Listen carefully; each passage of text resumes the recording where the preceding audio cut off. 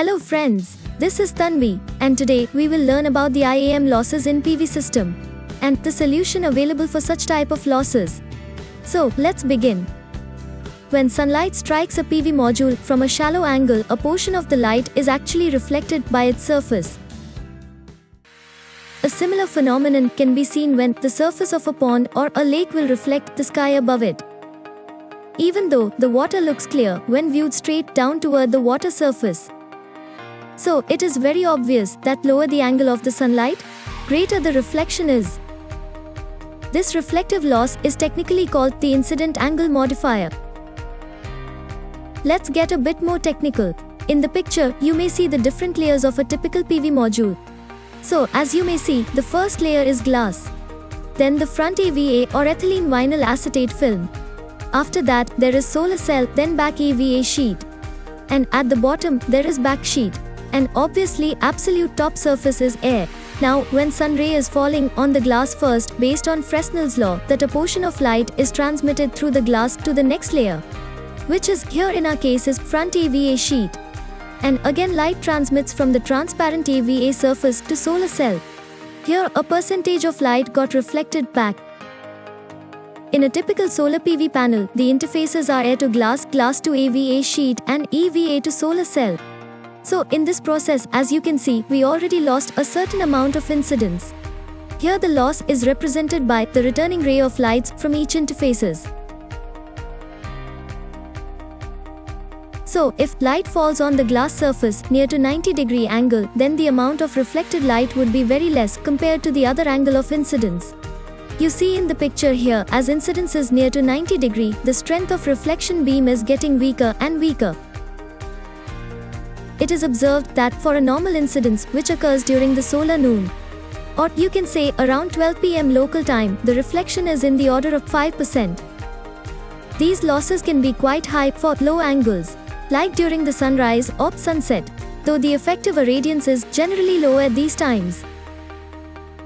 The IAM loss factor is applicable for both direct and diffuse components of solar irradiance, and is calculated for each PV module in the array.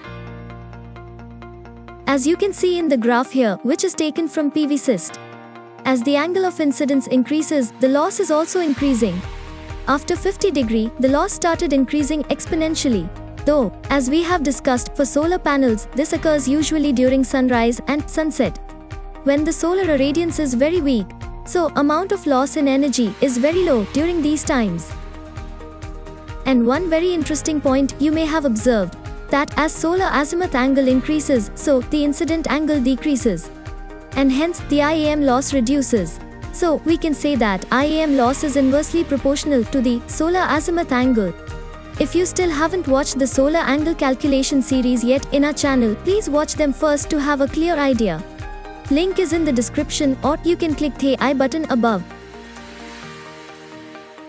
Now let's talk about the solution for IAM losses in PV system.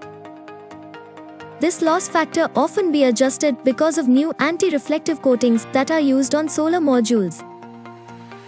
Now, anti-reflective or AR coating is basically the entrapping of sunlight in a certain medium. By applying anti-reflective coating, the IAM losses can be limited within 2 to 3% of total energy production throughout the year. Now, in present scenario of the solar panels industry, anti-reflective coatings are being used on top surface of both the solar panels glasses and solar cells to reduce the IAM loss. By selecting materials with high dielectric strength and with certain thickness for anti-reflective films, these anti-reflective coating films are able to absorb most of the wavelengths of sunlight. The graph here shows how solar PV with anti-reflective coatings operate with higher efficiency throughout the spectrum of various wavelengths of sunlight. Major manufacturers throughout the world now provide AR coating on solar cells and solar glasses as a standard and mandatory features. We have presented some of the manufacturers' name here for your reference. You can go to their website and check the features in their datasheets to verify the fact. Thanks for watching. Please let us know how did you find this video helpful in the comment section. We read all of your comments. And please like and share the video as much as you can. and do subscribe to our channel Minutes to Energy for more interesting videos on solar PV system. Thanks again. See you in the next video.